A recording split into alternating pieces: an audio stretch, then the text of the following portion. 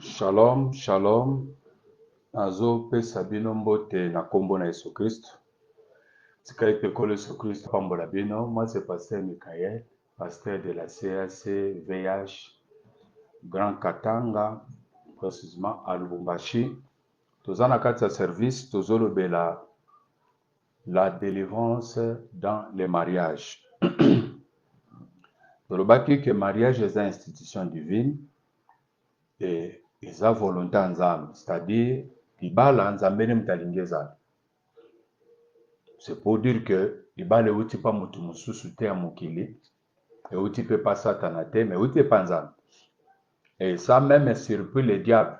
Comme na composition ya libala na kati ya jardin d'Eden, comme na intérêt Nzambe atie na kati na bato wana, nde diable ataka libala. C'est-à-dire mariage eza bénédiction, pe mariage eza na combat. Au diable ayebi mystère nini oyo eza na kati ya mariage. C'est par là toza ko évoluer. La grâce Nzambe azosala biso à chaque fois, chaque pokwa tozalaka na présence na bino. Tosenga ke Nzambe asunga biso makasi ya kozala toujours na présence na bino pe kozala na quelque chose ya koya kopesa bino comme prédication. Toza na sous-point tozolobela déjà likambo etali la volonté de Dieu. Liba déjà volonté de Dieu, oui, mais quand tozolobela siko volonté de Dieu, c'est-à-dire quoi? Le quoi les a volonté ensemble? Est-ce que c'est pour dire qu'il faut bala n'importe qui? Faut soit kaka moi si yo moni ndo zui. Nde te trouvaki que pona muta kende ko yeba comment connaître la volonté de Dieu. Pour connaître la volonté de Dieu, il y a des principes à laquelle au mutesengeli aleka pour atteindre oeza volonté ya Nzambe. Sinon, il y a risque muta se perdre. C'est par là que j'avais touché Jean chapitre 4 pour nous expliquer que le danger c'est quoi? Le danger c'est il y a cette femme samaritaine. Tu as eu 5 maris et celui que tu as maintenant n'est pas aussi ton mari. À cela tu as dit vrai. C'est-à-dire, moi soyo, aza israélite samaritaine, mais abali 6 fois. Mais écoutez, na mubali ya vie n'était. C'est que mubali a vu moi sa vie azalaka. C'est par là nde ozokuta sko likambo ya destiné. Ezobima ke Nzamba bongisa mubali ya vie, Nzamba bongisa pe moi sa vie. Kole soit pambola yo. Nazokoba, je commence. Dans la Genèse chapitre 24, notre père de la foi, Abraham, n'a pas sa fondement. Cet fondement est sa projection. Il y a prophétie mobimba. Comment va tu faire le makam? Comment va tu évoluer dans le domaine établi à Liba, la paix va réussir. Et on a eu à toucher, pour talisa que, n'engagez pas va procéder qui na makam. Pour ce que tu as comme place auto commis la volonté de Dieu, c'est-à-dire la destinée na makambo etali mariage. Nazokende rapidement. Genèse chapitre 24. Genèse chapitre 24. Genèse chapitre 24. Boli misanga. On a santé moi muke tungisi mais toujours ça musala nzambe. Genèse chapitre 24. S'il vous plaît. Premier verset, Tozo Kita, Tozo Tanga. Abraham était vieux, avancé en âge. Et l'Éternel avait béni Abraham en toutes choses. Abraham dit à son serviteur, le plus ancien de sa maison, l'intendant de tous ses biens. Mais je t'ai pris ta main sous ma cuisse. Et je te ferai jurer par l'Éternel, le Dieu du ciel et le Dieu de la terre, de ne pas prendre pour mon fils une femme parmi les filles des Cananéens, au milieu desquels j'habite, mais d'aller dans mon pays et dans ma patrie, prendre une femme pour mon fils Isaac. Abraham azotinda bake no kobala mwasi pona Isaac na mboka na ye oyo Abimeli. Mais il ne précise pas. Mais pourquoi? Premièrement, Tokyo Talisa que ancien nabiso na kati la Bible, même nos ancêtres na kati na babantu, réussissant na mariage pour batala qui plus famille origine batu bazo bimela. Batala qui plus famille pe origine mutu bazo bimela par rapport ya eloko bazo linga basala ya mariage. Culture na bango zandeni. Ba se comporta kandeni. Ndoko kuta bisika mususu. Abraham na mwasi na ye mama Sarah. Abraham azolo baba banga basi ya bato awate. Ba obomanga ba oluka ba botola. Est-ce que ceux qui bateau ba yebi makambo ya mariage que est une institution divine. Pourquoi linga mwasi bato? Pourquoi oboma mwasi bato? Pourquoi oboma mobala bato kwa mwasi na ye? Pour na kati ya Bible bato nyonso bazwa basi bato bazwa ba problème. Mais soko te jeune lelo, to pe papa lelo, ya lingaka basi bato. Même ato ozandoki. Ozandoki ya mayele te. Ndoki azalaka pe mayele pour vivre pe longtemps. Soko lingo raccourcir vie, linga basi bato. Ozokufa avant l'âge. Ndokuti ba Abraham. Ba yebaki ba kilitira bato pe comment bato bana se comporter, bazo bangela ba place mususu. Mais Abraham a dit à son serviteur, il faut gérer. C'est-à-dire, il faut prendre au sérieux. A to gérer à Kambabilo qu'on a gagné son lapsa ondaïté, que Kouyibanga te devant l'éternel. Mais pour Nalibala, c'est quelque chose de sacré. Et les institutions de Bosson Zamba tiennent à 4 jardin d'Éden. Nazalate na yebi pe histoire, wana te pe betelanga histoire te à jardin d'Éden moke zala. Mais en tant que prophète, Abraham, nazo sentir que loko faut battre rango ko bang. Nda Abraham azo bisaye, jire oke no bale la mwana nanga mwasi na mboko yanga po biso to na culture malamu na makambetali mariage. Ezana ba tribu, ezana ba famille, bazana culture malamu te na makambetali mariage. Mais ezana ba famille o ba yebi ko respecter loko. Et dans ce cadre-là, il y a ko respecter kotosa automatiquement mobeko ya libala spirituel ya Nzambe eza exécuté par bato yo même baza ba païen pe Nzamba zako accepter bango comme tel. Ndena pesaki Romains chapitre 2 na kotalisa ke zana bato bakozala juger selon la loi pour le Nzambe elaki bango mais zana bato bakozala juger pas selon la loi mais selon marche na bango batambola ki ndenge na mokili comportement na bango zala ki ndenge.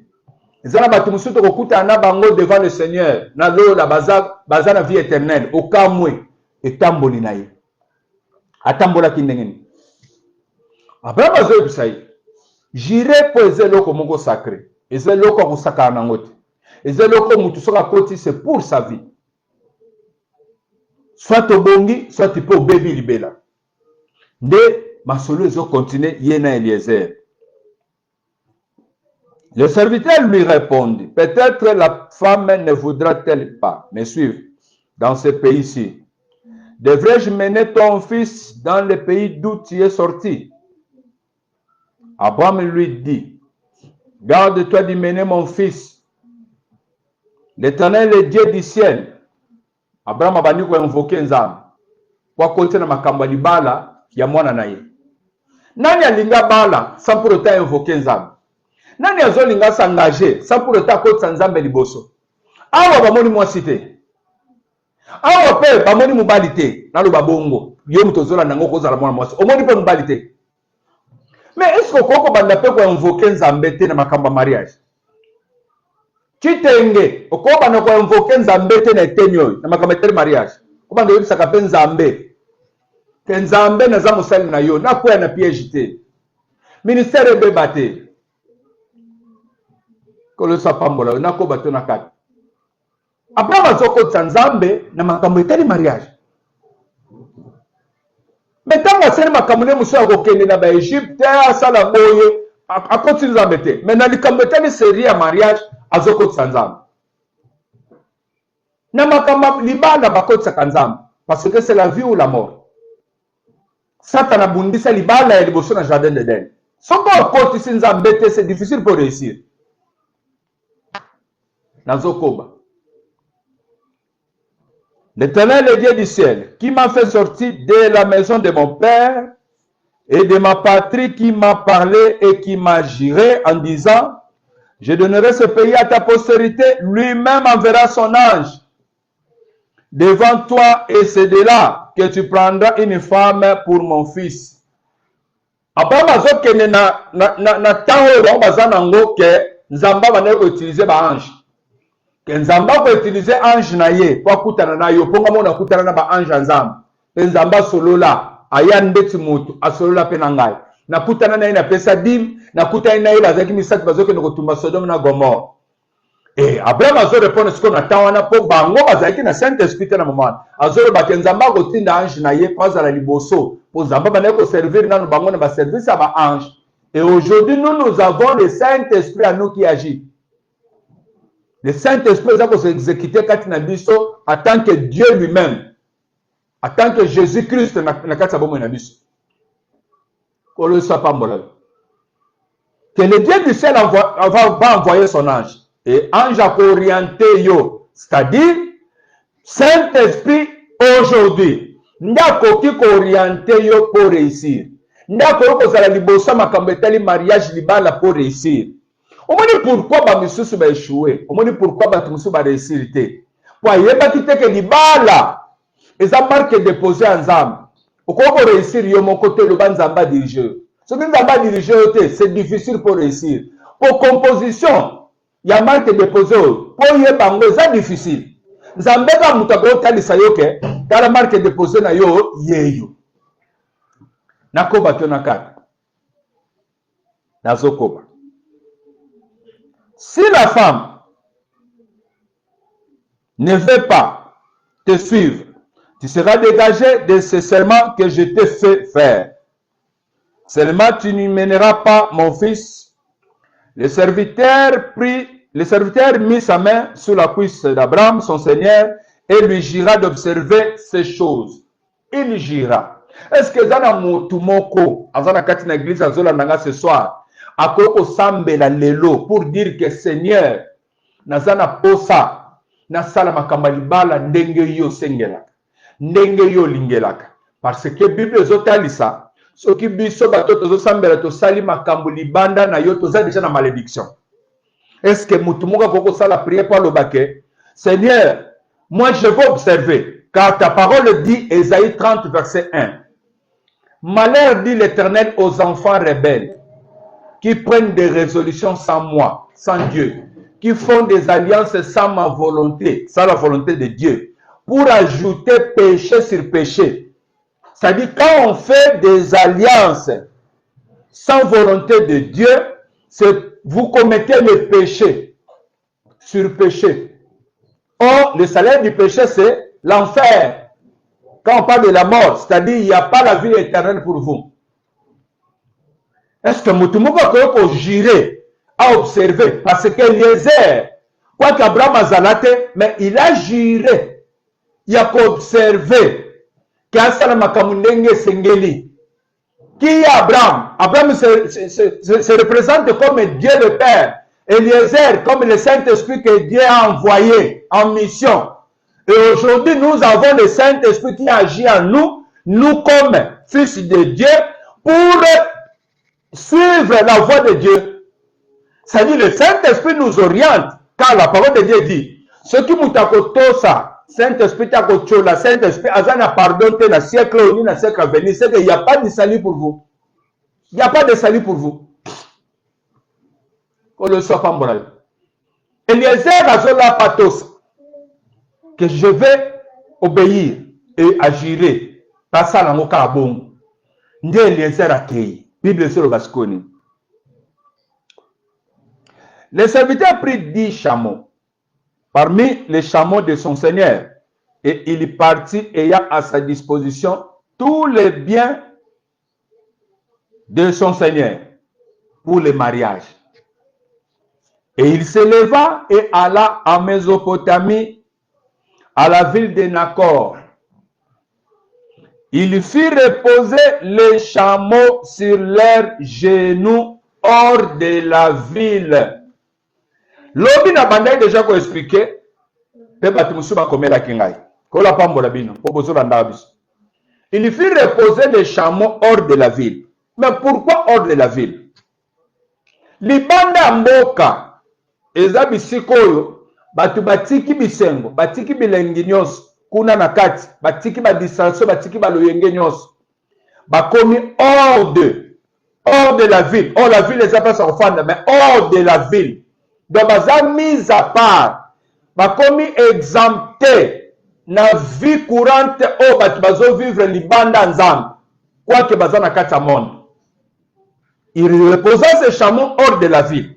Autrement dit encore, hors de la ville, Eliezer n'a pas voulu qu'à côté de la ville Amona basi misu na yeza la frapper na influence. Il a refusé ça. Hors de la ville, c'est aussi ça. Comment on a été refusé de voir. Comme Adam aussi, Amon a été. Amon est l'autre côté, mais il va présenter moi aussi. Aboya Mona n'a bandi procédure ya mariage. Est-ce que nous avons que pasteur monsieur nous sommes rendés kaka ndenge Adam Amona tenda zui. Na lobite to sala ka bongo, mais za moko ya voix par excellence. Oyo pezo senga ke omonite moluki nzambe nda yoko présenter au pièce ayoko pesa yo mwasi ayoko pesa mobali tikakolo soki sa pambola yo soit tu peux okoki koya ko consulter nzambe na komba ba jeune fille na basi osomoni pona koyeba nzambe nani na kokozwa awa okoki ko consulter nzambe na mibale bazotungisa koyeba nzambe na zwa nani. Et c'est ça la parole de Dieu. Nazokoba Nakoba to nakata. Merci François. Nazokoba. Il reposa le chameau sur les genoux hors de la ville, près d'un puits. Près d'un puits. Près d'un puits. Pourquoi? Car il faut reposer ma chameau près d'un puits. C'est-à-dire, comme nous sommes hors de la ville, l'église est mise à part, hors du monde. C'est-à-dire, via mokili, biso tozo dépendre d'un côté. Nde tozo vivre bongo l'église. Tozo déjà libanda, c'est l'image aussi de l'église. Mais maintenant, comme nous nous retrouvons hors du monde, biso tozo mise à part dans l'église, titenge, landa bien. Est-ce qu'il faut natita libanda pona ke na kota na kati na mokili pona landa? Non. Qui dit kokota liso na mokili, c'est-à-dire na ke nazo ba païen o baza orte o na ba bimate? Non. Biso tozo kuta na sikoyo biso na biso wap. Toza déjà libanda mais to kuta na ka wap. Tozo kuta na quelque part. Bible sur bani. Azotel misabachano hors de la ville, près d'un puits. Près d'un puits, c'est-à-dire tozokuta na libanda na libulu ya nini ya mai. Pourquoi tozokuta na libanda na libulu ya mai? Pourquoi faut tokuta na kaka na puits ya mai? Soko tali lisolo akokuta na puits ya mai. Okokuta mabale bele na kati ya Bible. Bakutani kaka na libanda hors de la ville. Bakutani kaka na libanda hors de la ville. Bakutani wapi? Na puits ya mai. Pourquoi faut que la libanda mokili? Parce que libala eza likambu ya bana nzambe, eza likambu ya bato basambelaka dans le Seigneur. Bazokutana na puits ya mai elingi koloba nini? Pourquoi puits ya mai? Natana verset moko répondre biso puits ya mai. Nake rapidement après nazonga na verset na nga place nazawa na chapitre 24 na verset 11. Tokena mbangu tokene koluka puits ya mai wana. Importance nango ezalaki nini place wana? Jean chapitre 4e. Nazokende kaka na verset 16. Verset 16 ezoloba nini? Bible elobi boyi.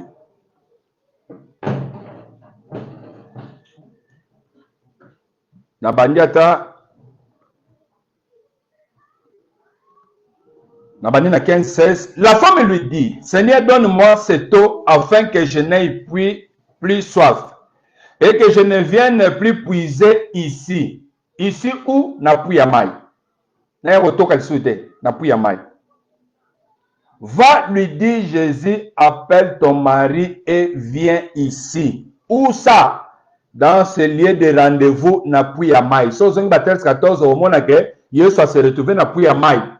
Na puya mai wana nde azosenga mwasi pesanga mai. Nde lisolo bandi place wana na libula mai wana bandi kobeta masolo ainsi de suite. Pourquoi na puya mai? Na puya mai biso tozokutana wana parce que nde bisika toyaka kozwa conseil biso nyonso. Nde bisika kola bandi ko conseiller. Abandi koyebisa ye ozwaki 5 mari babala yo et 6e ope azaka ya yo te. Nde bisika toyaka kozwa pe révélation. Nde bisika toyaka kokutana pe na Nzambe. Nde bisika bato bazoya bazodetermine bazoya kotoka mai na bango ya réserve. C'est-à-dire bisika bato bazoya kozwa conseil siko ndeni bakoki kotambola. Ndeni bakoki kosalela makambo. C'est pour dire quoi? Moto aboko misalela makambo na ndenge alingi te mbala moko akia bando tu na Nzambe. Il y a des principes. Et na ba principe il faut kokutana na moto na naza na kati ya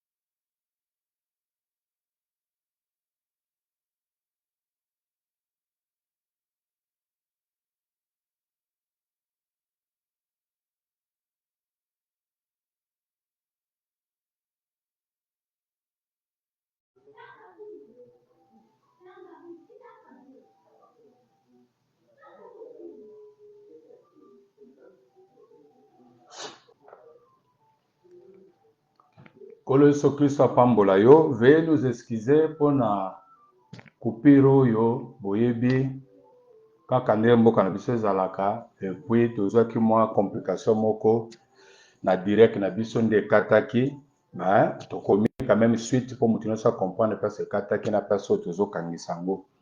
Toza na Genèse chapitre 24 verset 11e. Il fit reposer les chameaux sur leurs genoux hors de la ville, près d'un puits, au temps du soir, au temps où sortent celles qui vont puiser de l'eau. Au temps du soir. Babalaka quand même mwasi ozomona asi aleki na makambo mokili. Asi amoni expérience ya makambo ebele atrouva ngo zero. Akomi na pokwa na ye. Nde sikoyo azoluka kende kotoka kamai ya reserve akofana ngo. Nde mobalo asa komi na pokwa asa beli akomeli. Akomi siko na pokwa na ye azoke notoka kamai po afanda nango. A vivre nango azala kati nango po lobi alamuka nango etambusa ye lisusu. Bible zoloba nini? Verset 12. Et il dit, tanga telemisko liboso maiwa azoloba boy. C'est que na kati ya rencontre wana bisiko tozokuta na wana na kati ya liloba nzambe na bisiko toyaka kotoka mai nde bisiko oyo ezo permettre que principe liboso comme to réussir yango nde tokoki koleka na deuxième principe ya nini ya okende koluka kotuna sikoyo comment connaître la volonté de Dieu, comment koyeba sikoyo ke fona zwa oyo tozo progresser. Et il dit, l'Éternel Dieu de mon Seigneur Abraham. Il commence à consulter Dieu. Abandi ko solana nzambe, ko yipsanza imakabu. Fais-moi, je te prie, rencontrer aujourd'hui ce que je désire. Et loko ngana lingi. Mubali nyonso azalaka na posa pe loko ya lingi. Mwasi nyonso azalaka pe na batendance ya loko ya lingi. Mais tomeka ko différencier totala. Désir ya Eliezer comme image à Saint-Esprit. Na désir ya biso batu charnel. Eza moko, bomoko te eza yako kabwana. Yoke désir. Fais-moi rencontrer aujourd'hui ce que je désire. Et is de bon temps vers mon Seigneur Abraham. Voici, je me tiens près de la source d'eau. Nazawa, le bel Boulamai. Et les filles des gens de la ville vont sortir pour puiser l'eau. Bana ya basi bakoya pona kotoka mai. Mwana mwasi o meme mai kuta ndambo ezate. Elete nini nanu mabe, zola kiseke mai ezate. Elete ni mabe. Ezola kiseke mai ezate. Oyo nana mi buki buki te, nilo banzambe nane buki buki ete, travailler ete, zokuta mubesu. Likamba kolata ba mesh na mutu, e lobeleke lo kote. Ya yena nzambe na likambo etali ba mesh ko tia basuki ko kanga basuki ezolo beleni esaza ni lobanza ya ye ko lata ba bijou ko lata ya mabe ko mitika banzoto libanda elobeleke loko moko te oya azana lobanza déjà na principe liboso a échoué mais yo ne loko tuna nzambe non ozo loko oyo sengela kitozwa epanza. Les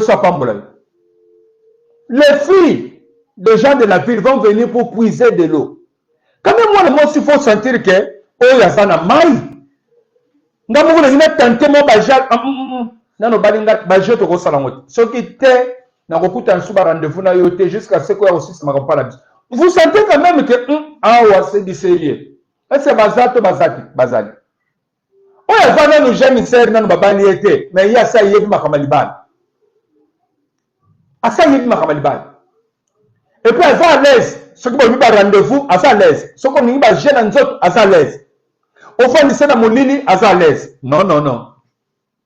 Oazana le banza mette. Déjà, le premier principe, aux a échoué, quand on reconnaît le kakuto tout ensemble, aux a pour la terre, on tout ensemble, pour échouer déjà.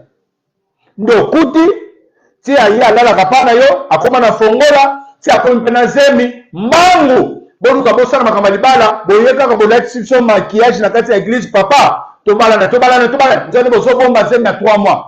Si malibala kaka boye 6 mois azobota mais azobota ndenge nini babomba kizemi bo sali mariage forcé ndenge lo moni ba conséquences na kati ba mariage ba conséquences. Quelle la fille que je dirais Les jeunes filles des gens de la ville vont sortir pour puiser l'eau. Que la jeune fille à laquelle je dirai, penche ta criche, je te prie pour que je boive. Abaniko senge lembe panza. Moi, je suis penche ta criche. Abaniko senge lembe panza. C'est-à-dire, na Eliezer ayebaki que na basigne penzamba lobak.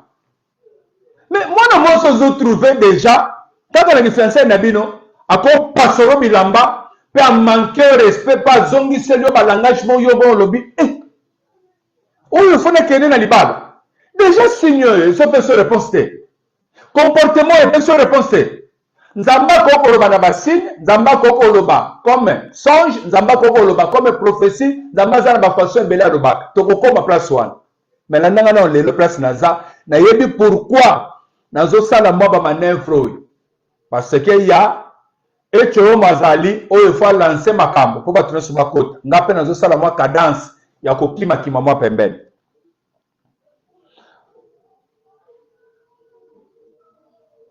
Voici, je me tiens près de la source d'eau, et les filles des gens de la ville vont sortir pour puiser l'eau. Que la jeune fille à laquelle je dirai, penche ta criche, je te prie pour que je boive. Et qui répondra, bois, et je donnerai aussi à boire à tes chameaux, soit celle que tu as destinée à ton serviteur Isaac. Et par là, je connaîtrai que tu uses de bonté envers mon Seigneur. Soit celle que tu as destinée à ton serviteur Isaac. La jeune fille, oyo signe tel que mon âme, ezala yewana oyo yo bongisa pona Isaac. C'est-à-dire, la destinée dans le mariage existe. Et ça n'a pas. Oyo nzambe abongisa ke fuba bala na mukili.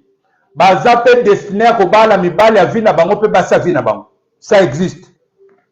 Ndelobi na bandi pona kotalisa likambo ya prophète Jérémie na Jérémie chapitre 1 verset 4 à 5.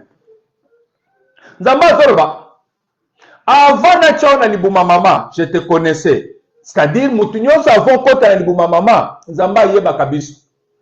C'est-à-dire nous sommes des esprits na pa na nzambe oyo ya zo sepela kiacha yo na kati ya libuma mama songolo. Nous sommes des esprits, oui, nous sommes des esprits, nous sommes éternels. Tokufa kate, tokotika l'éternel, toyaka kakolata nde nzoto. Et nous sommes des esprits que Dieu a matérialisé to bima na nzoto.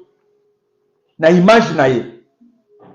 Alors nzamba yeba kabiso azopona obota melawapi. Kobima na papa pe mama obimeli na bango eza choix papa na mama te. Nzambe ne permettait que obota ma place one. C'est pourquoi il faut avoir le respect. Il y a qu'on honorer, il y a qu'on respecter l'image en Nzambe za baboti yo, opesa bango ba respect nyo Nzamba sengi. Kolo so Kristo pambola. Nako bato na kata. Nako bato na kata. Il faut qu'on ait un respect, il y a qu'on respecter yango. Ce qu'on Nzamba zebisa. Jérémie avant na tchana li maman, je te connais. Et avant Botama, je t'avais déjà consacré. Qui dit consacré, mise à part. Mise à part pourquoi? Pose à la prophète des nations. La personne Mukuma cause à la pasteur. Yabikolo. C'est-à-dire, Jérémie Azobotama, plan Zamba Sabongi, c'est là, il sent qu'il y a linga. Et Zana Batu, Nzamba Bengi Bangoka Kapona Musalanzam. Azana comme ça au Salade. Yefo Musalanzam. Et Zana Batu Babena comme docteur. Et Zana Batu Mususu, Bazo Otama. Nzamba tche talent oyo nzamba zo lakisa déjà mwana za mwana muke mais bokoko boka radio moko boy mais yazi yango tia sangisi tia lobisi yango nozo kuta grâce au talent oyo ezo lakisa déjà signe moko nzamba tcha ba talent pa batu nzamba bongisa na batu pe ba destiné oyo sengele mutaza non musu bazobota mbaza ba musicien musu azobota ma aza ministre de Dieu musu akozala président de la République. Je vais lire. Et vous allez comprendre. Il y a des méthodes destinées. Tout le monde a une question. Moi, si vous avez une destinée en Zam, c'est quoi ça? Vous avez une destinée en Zam. Vous avez une destinée en Zam. Par en Zam, il y a 4 ans. Zam, vous avez une Nzambe mutaloba ko zwa. Nzambe mutaloba ko ndima mobalo. C'est-à-dire batu mususu ba échoué na côté tali la destinée. Atomba na mobala mabe, atomba na mwasa mabe.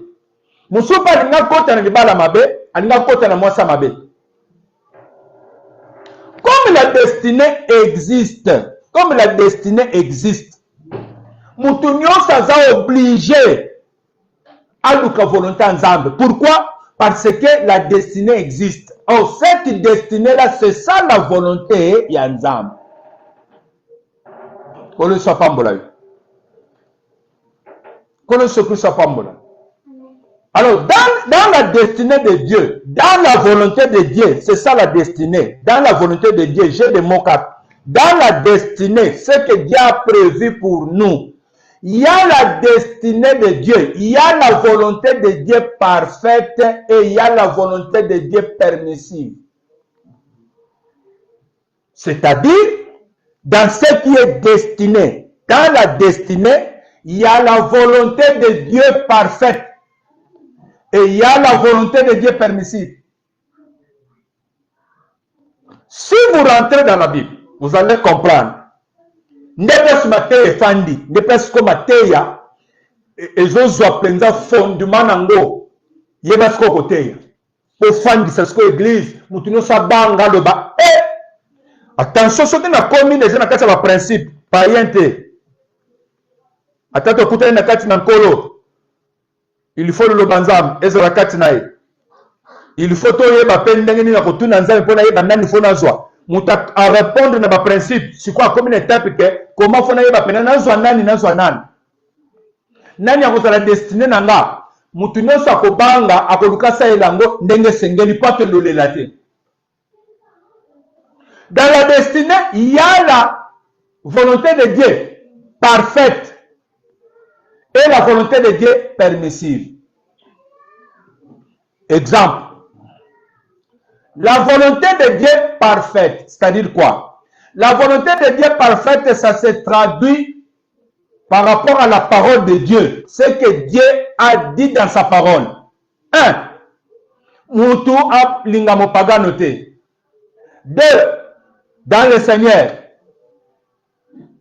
Attention, vous comprenez? Dans le Seigneur. Et comme nous sommes dans le Seigneur, c'est-à-dire la volonté de Dieu parfaite, ça se traduit premièrement dans sa parole. C'est que la parole de Dieu dit par rapport à ma mariage. Tu me qui touché tout chambre. Deuxièmement, deuxième parenthèse.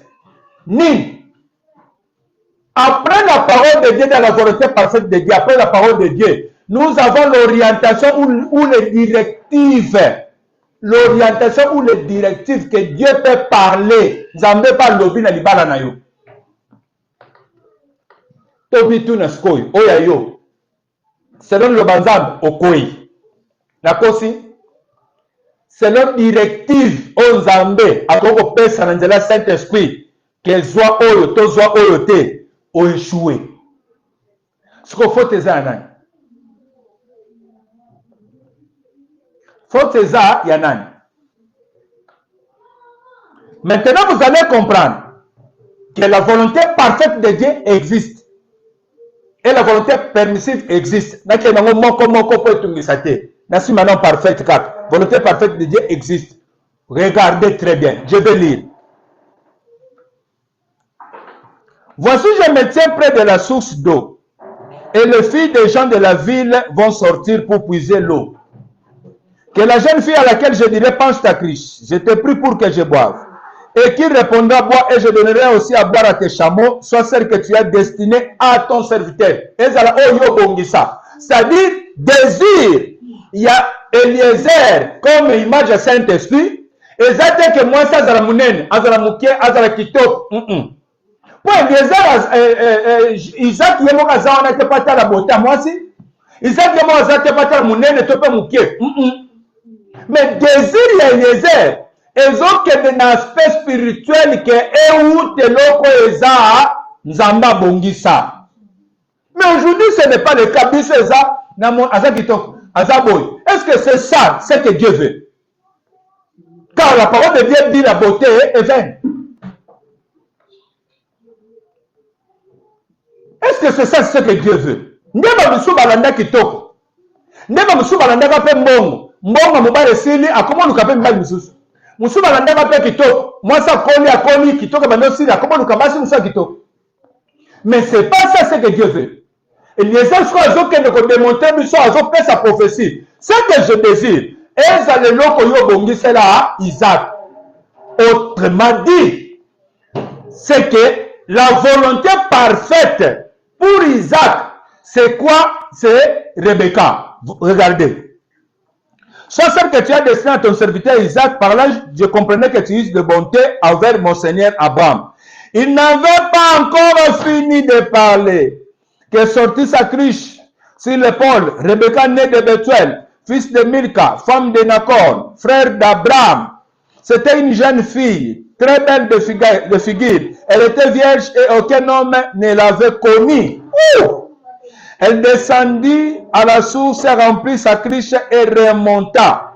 Le serviteur courut au-devant d'elle et dit, laisse-moi boire. Je t'ai pris un peu d'eau de ta cruche. Elle répondit, bois. Bois, mon Seigneur.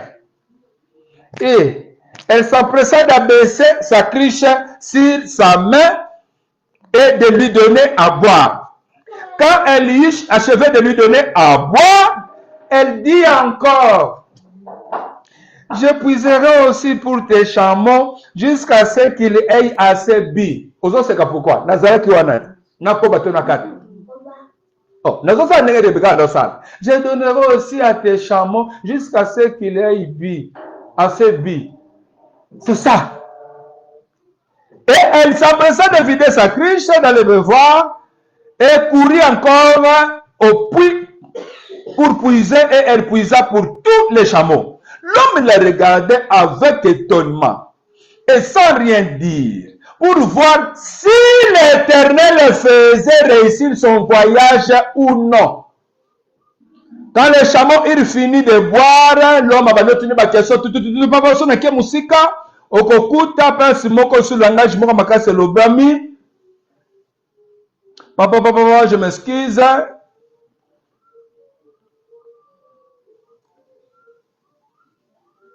Verset 47, je pense.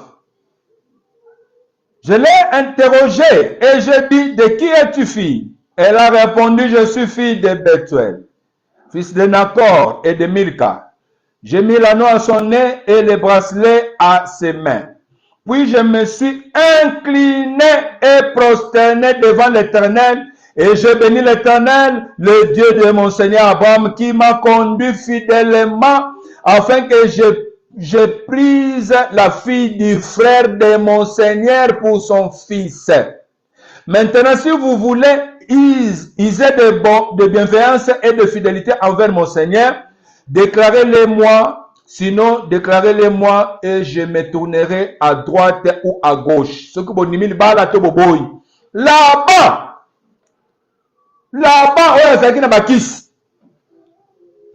Laban et Bethuel répondit et dit, c'est de l'Éternel que la chose vient. Nous ne pouvons te parler ni en mal ni en bien. Même les bateaux, comprendre que c'est de l'Éternel que la chose vient. Lorsque le serviteur d'Abraham entendit leurs paroles, il se prosterna en terre devant l'Éternel, et le serviteur sortit les objets, papa. Après quoi, il mangeait le but, lui et les gens qui étaient avec lui, le serviteur dit, laissez-moi retourner vers mon Seigneur. Le frère et la mère dirent que la jeune fille reste avec nous quelque temps, encore une dizaine de jours, ensuite tu partiras. Il a répondu, ne me tardez pas. Puisque l'Éternel a fait réussir mon voyage, laissez-moi partir et que j'aille vers mon Seigneur. C'est-à-dire, les gens reconnaissent que nous avons ici.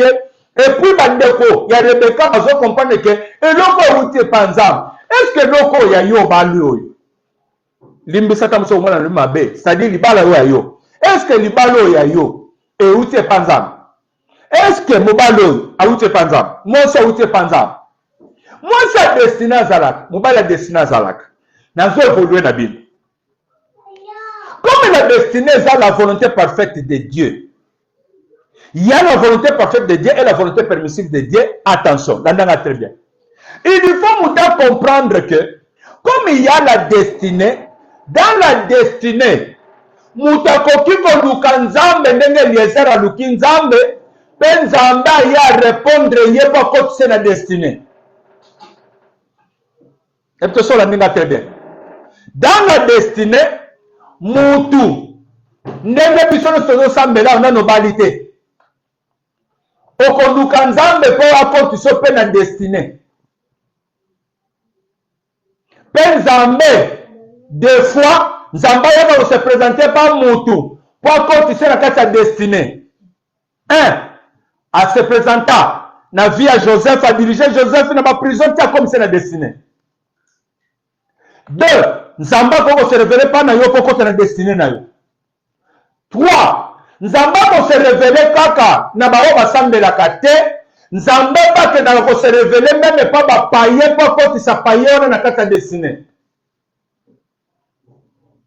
Na tikango wana, poza la qu'est-ce que c'est na ko livrer nyo sauté. Kolo se ku sa pambola bino o minute ya mateya e kokana na ya liboso na okangisa ngo na kochango même na page officielle nanga ebimasko mobimba na kozonga puna ya kotalisa ke nzambe na kati ya destinée akendaka pe ko se révéler pa ba paye po ko kisa destinée na ye na sukeli wana kolo sa pambola bino tozana posa ba soutien benga biso mon numéro est là benga biso tu na ngai likamba ngoni to solo la on soutenir musalo kolo so Christo pambolo to kutani lobby merci ciao.